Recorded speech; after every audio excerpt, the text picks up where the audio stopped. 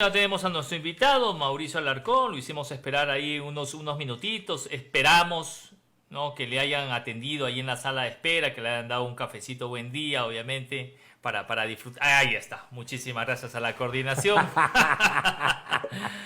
¿Qué tal, Mauricio? ¿Qué tal? ¿Cómo estás?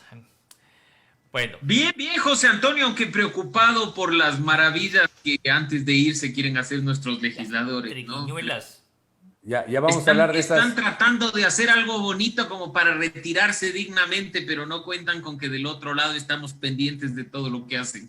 A ver, algo lo mencionamos, Mauricio Alarcón, le saludamos. Él es el director de la Fundación Ciudadanía y Desarrollo. Ayer la Asamblea Nacional, que además la Asamblea está trabajando a 100 kilómetros por hora ya en los últimos 7 días.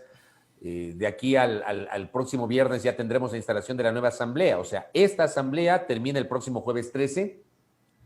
Ayer aprobaron el proyecto de ley orgánica reformatoria al Código Orgánico Integral Penal, o sea, proyecto de reformas al COIP, para prevenir y combatir la violencia sexual digital y fortalecer la lucha contra los delitos informáticos. Esto fue aprobado ayer por la Asamblea Nacional. ¿Por qué está preocupado mi doctor Mauricio Alarcón? Acabas, Fabricio, buenas tardes, de leer el título de la El norma. título, claro. Entonces, una reforma al Código Orgánico Integral Penal, en teoría, para prevenir y combatir la violencia sexual digital y fortalecer la lucha contra los delitos informáticos. Y yo te hago una pregunta, ¿qué tiene que ver con esto el acoso laboral? ¿Qué tiene que ver con esto el acoso académico o el acoso escolar? ¿Qué tiene que ver la violencia mediática?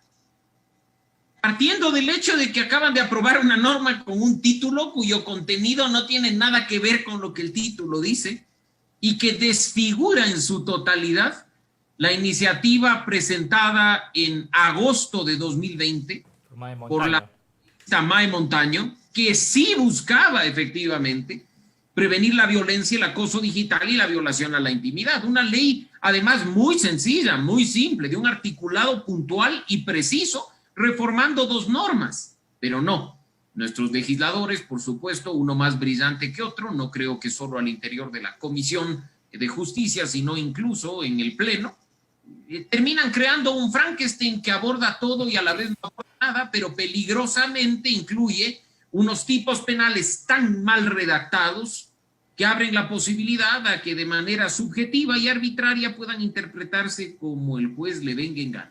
A ver, Mauricio, entremos en ese, en ese detalle, ¿no? Es decir, esta ley pretende reformar 23 artículos del COIP, ¿no? Que no estamos hablando de 2, 3, 4, 23 artículos del COIP.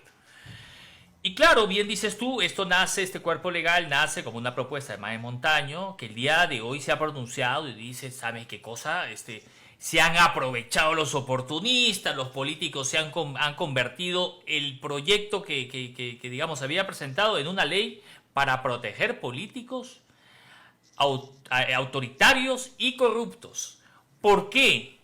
¿Qué dicen estos artículos que podrían de alguna forma ayudar a que las personas que están cometiendo delitos no puedan ser, digamos, grabados, no se puedan filtrar sus conversaciones? La opinión pública no tendría la posibilidad de conocer absolutamente nada, sino hasta cuando la sentencia esté ejecutoriada, en el mejor de los casos. Mira, José Antonio, ese es apenas uno de los puntos. Coincido yo con May Montaño y te voy a hacer simplemente una pregunta. ¿Se eliminó o no de la ley de comunicación en el último proceso de reformas el tema del linchamiento mediático? El tema fue incluso objeto, ojo, de observaciones de la comunidad internacional por contrariar estándares de garantía de la libertad de expresión y por restringir gravemente y amenazar el periodismo de investigación. ¿Leíste tú el artículo 158.4 respecto de la violencia mediática? La forma en la que está redactado trae una complicación, porque yo aquí, si es que me siento ofendido, y así de amplio es el artículo, si es que me siento ofendido por lo que ustedes están haciendo en esta entrevista, y considero además que están estereotipando están construyendo un patrón sociocultural generador de desigualdad, les denuncio y están sujetos a una pena privativa de libertad de 1 a 3 años. Así de maravillosos son los tipos penales que han incorporado en este caso. Quizá Mae Montaño se enfoca principalmente en el artículo 178 reformado, que además, ojo, la reforma es un artículo de 3 páginas en el que se mete absolutamente todo y que se dice, pero estamos manteniendo el contenido fundamental del artículo 178 vigente, pero si revisamos lo que está entre párrafo y párrafo, probablemente caigamos en algo como lo que tú mencionas, que los periodistas y los medios de comunicación que llevan a cabo actividades de periodismo de investigación en denuncias de corrupción, por ejemplo, puedan ser procesados penalmente, por supuesto, por el ejercicio de lo que están haciendo. Porque las conductas habituales que pueden resultar, pero Fabricio, en algo que nos haga ruido, siempre y cuando cumplan los preceptos periodísticos, no hay ningún problema ni tienen por qué ser considerados delito. Justamente ahí me había ido unos segunditos del aire porque me quedé sin datos, pero ya estoy de nuevo conectado con el internet. No, te vamos a denunciar con este nuevo cuerpo legal. Con esta nueva ley, por favor. A ver, Mauricio, no sé si José Antonio, porque yo me perdí en esa parte, no sé si José Antonio abordó esa parte, pero por ejemplo, con esta explicación que hace Mauricio Alarcón, y yo lo citaba en los minutos previos a la entrevista, cuando nosotros anunciamos que íbamos a conversar con Mauricio Alarcón en esta noche. Si esta ley, como fue aprobada por la Asamblea Nacional, hubiese estado vigente, por ejemplo, no hubiese sido posible que la opinión pública conozca los chats atribuidos a Daniel Mendoza o al equipo de Daniel Mendoza, que daban cuenta justamente de esta supuesta estructura delincuencial que esquilmó los recursos que debían servir para la construcción del Hospital Básico de Pedernales y que al final se convirtieron en parte de las pruebas o de los elementos de convicción que permitieron sentenciar a esta gente justamente porque la Fiscalía presentó esas pruebas y la justicia les encontró culpables. O sea, hago este símil, Mauricio. O los chats del hijo del alcalde. Eso también lo había mencionado. Los chats del hijo del alcalde. Exactamente, y eso es lo que genera dudas respecto a cuál fue la verdadera intención de los legisladores. Si efectivamente, como el título de la norma lo dice, prevenir y combatir la violencia sexual digital, o más bien blindarse ante la posibilidad de ser, entre comillas, víctimas del periodismo de investigación, ¿no? Yo no sé efectivamente, insisto, difundir un chat de un caso de corrupción que caería, por ejemplo, en uno de los preceptos del artículo reformado 178, como eso tiene que ver con la violencia sexual digital.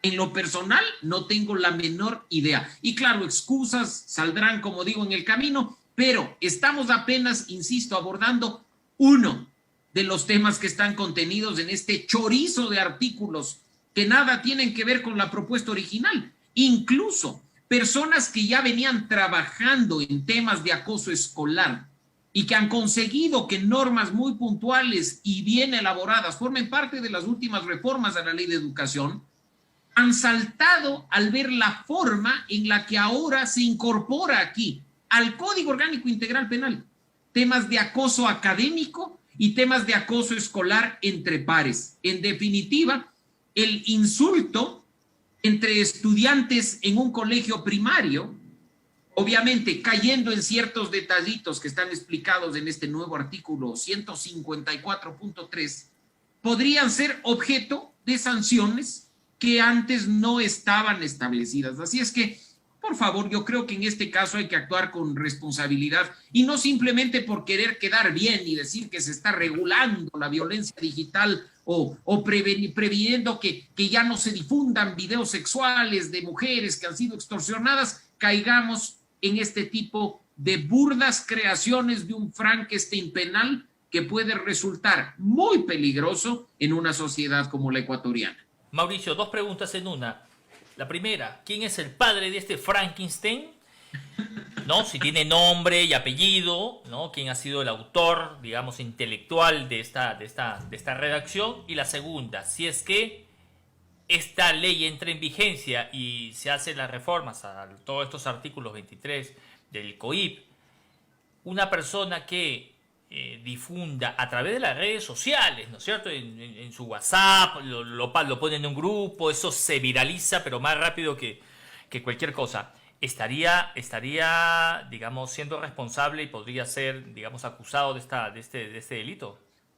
Por supuesto que sí, porque insisto, la forma, José Antonio, en la que están redactados los artículos abren la posibilidad a múltiples interpretaciones. Los tipos penales para garantizar derechos y para garantizar seguridad jurídica tienen que ser muy bien determinados. No interpretar situaciones ante todos los escenarios posibles y dejar abiertas las puertas a cualquier otro asunto que termine siendo, como se conoce, un tipo penal abierto. ¿Abierto a qué? Abierto a la interpretación, abierto a que el juez diga, esto puede ser, esto no puede ser, y que simplemente el derecho penal se convierta en una amenaza en lugar de buscar su objetivo final, que es la sanción frente a una conducta delictiva. Y para ver quiénes son los autores de este Frankenstein, basta entrar a la Asamblea Nacional a revisar el proyecto de ley, ver quiénes son los que, por supuesto, han hecho los aportes, que son legisladores de todas las bancadas, pero quien se encarga de elaborar el informe final, de presentarlo como asambleísta ponente, además, es el presidente de la Comisión Especializada Permanente de Justicia y Estructura del Estado. Doctor Serrano. Serrano, efectivamente. Ya, pero estos artículos polémicos los incorporó solo el doctor Serrano o los incorporó la comisión, doctor?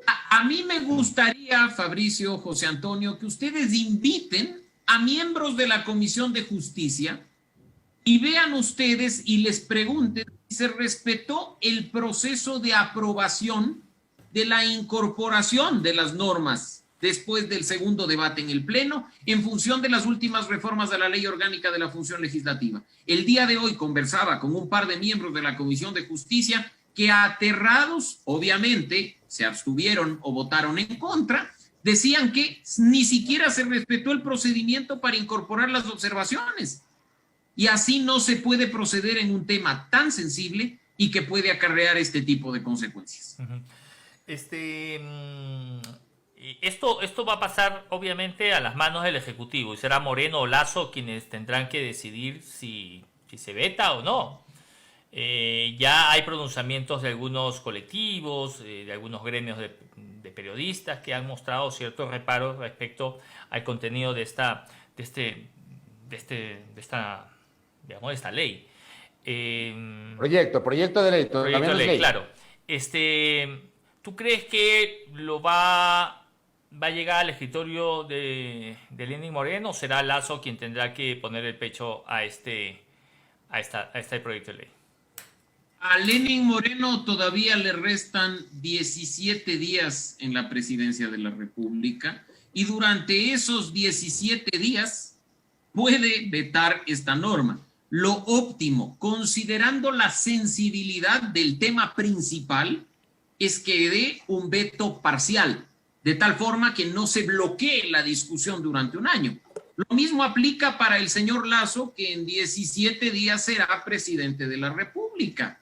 Y en este momento, para que no sea únicamente un tema que se limite al periodismo y a la libertad de expresión, porque eso sería polarizar en una lucha que ya hemos visto los resultados en los últimos años, basta, por ejemplo, ver los comentarios de una defensora que trabaja en los temas de acoso escolar, Sibel Martínez, ustedes la conocen perfectamente bien, que a propósito de lo aprobado por la Asamblea el día de ayer, hace, y voy a leer textualmente, dice: ayer, honorables de pensamiento espeso y apocado, aprobaron unas reformas mal hechas al Código Orgánico Integral Penal. Con relación a la niñez y adolescencia, vulneran derechos y transgreden estándares.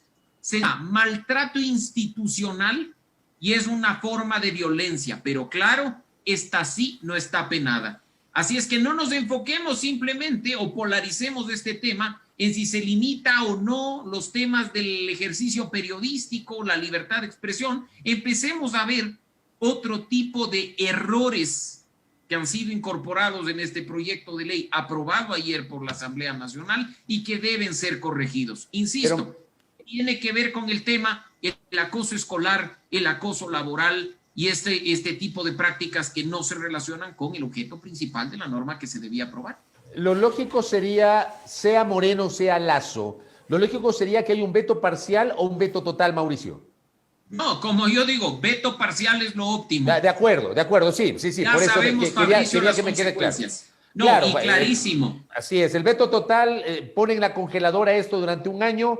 El veto parcial, no sé si a Moreno le alcanza el tiempo, tomando en cuenta la agilidad de la Secretaría Jurídica de la Presidencia de la República, no sé si le alcanza el tiempo. Me parece que probablemente Lasso tenga tal vez una posición incluso como punto de partida con la argumentación de la propia Mae Montaño, que fue una de las que generó la alerta durante el debate del día de ayer y que va a ser ministra de Inclusión Económica y Social. O sea, me parece que por ahí Lasso podría tener algún tipo de insumo para tomar una decisión. No tengo dudas que el proyecto va a ser vetado, no tengo dudas. Y Fabricio, indiscutiblemente, porque incluso los expertos constitucionalistas ya están hablando de una norma inconstitucional. Entonces, el veto se viene indiscutiblemente. Ahora bien, si estamos en un proceso de transición entre dos gobiernos, lo óptimo sería que efectivamente quienes estén a cargo de los temas jurídicos, tanto del saliente como del entrante, acuerden, por ejemplo, que esto va a quedar a cargo de la presidencia de Guillermo Lasso, inicien desde ya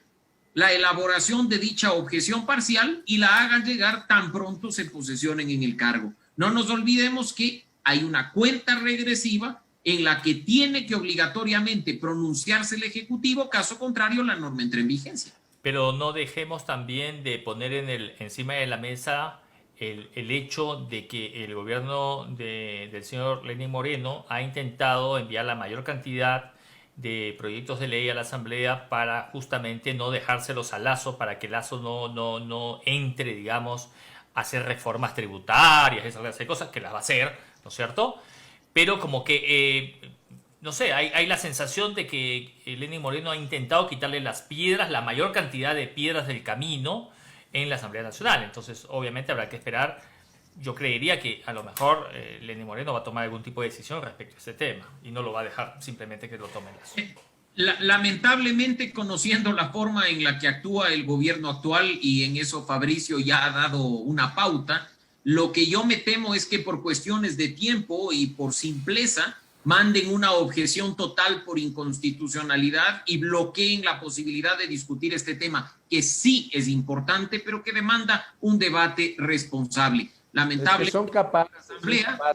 No, lo sé y coincidimos en eso, Fabricio. Y lamentablemente nuestra asamblea también tiene su parte, ¿no? En estas horas que le restan, intenta lavar su imagen para salir no con una credibilidad del 2%, sino con una credibilidad del 3.5%, como si eso fuera a cambiar en algo el futuro de quienes no van a estar ahí. Oye, doctor, ya que estamos en esas, y obviamente queda claro, y con la venia de José Antonio, quiero aprovechar para preguntarle a Mauricio.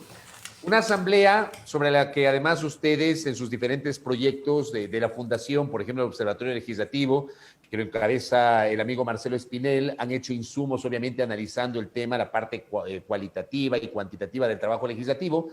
Una asamblea del 2%, nos dice Mauricio Alarcón. ¿Y un presidente con cuánto, Mauricio? Creo que es un presidente que apenas tiene un dígito de aceptación, de credibilidad y de confianza de la ciudadanía. Y seguimos viendo además que nada está dicho a 17 días de dejar el poder, Fabricio, porque seguimos en un manejo errático de los distintos niveles de gobierno que están a punto de dejarnos, ¿no? Y creo que ahí veremos en definitiva cómo terminan nuestras autoridades. Creo que hay que ver, insisto, incluso si la credibilidad, la confianza y la imagen de la Asamblea no termina de morir en los pocos días, en la semana que les quedan. No nos olvidemos que por tratar, como digo, de lavarse la imagen, están haciendo asuntos de última hora, como el tema de decir que sí hay ética y vamos a sancionar y expulsar al asambleísta Fabricio Villamar. Y yo, como en cada espacio que tengo con ustedes, vuelvo a preguntar, ¿qué será de unas investigaciones que estaba haciendo la Fiscalía a propósito de los diezmos de nuestros honorables padres de la patria, ¿no? Ahí yo creo que ya algunos van a irse cantando y bailando de la Asamblea Nacional sin que esos temas hayan sido investigados y procesados como corresponde. Esa parte, por ejemplo, que ha mencionado Mauricio José, para ir cerrando, esa parte.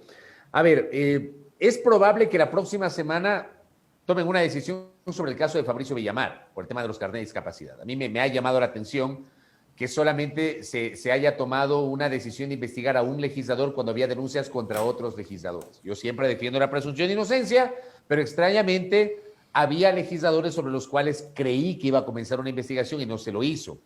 Luego tú tienes legisladores que fueron mencionados durante la investigación de la trama de corrupción asociada a la construcción del Hospital Básico de Pedernales. Tienes legisladores, Mauricio, José Antonio, amigos y amigas, que han sido mencionados en investigaciones periodísticas sobre el supuesto reparto de los hospitales y de cargos públicos. ¿Qué pasó con todo eso, Mauricio Alarcón? Yo estoy tan demandante de información como tú. Yo quiero saber qué pasa. Quiero saber por qué se ha actuado con discrecionalidad y quiero saber el futuro de esos casos, porque no hay corrupción más importante y menos importante. Hay corrupción y punto, y lo que corresponde a una justicia independiente en todas sus formas es perseguir los actos de corrupción independientemente de los actores que estén involucrados. Y bueno, volvamos, Fabricio, pues al tema legislativo a propósito de este tipo de cosas. Celebramos la sanción política al ministro Ceballos, ¿no? Por el tema del manejo paupérrimo del proceso de vacunación. Y yo te pregunto, los 5 pedidos de juicio político de Richard Martínez, ¿en qué gaveta del señor Litardo estarán esperando ser tramitados, no? Yo quisiera saber por qué. O el hecho de que se haya convertido en vicepresidente del BID ya le blindó de cualquier posibilidad.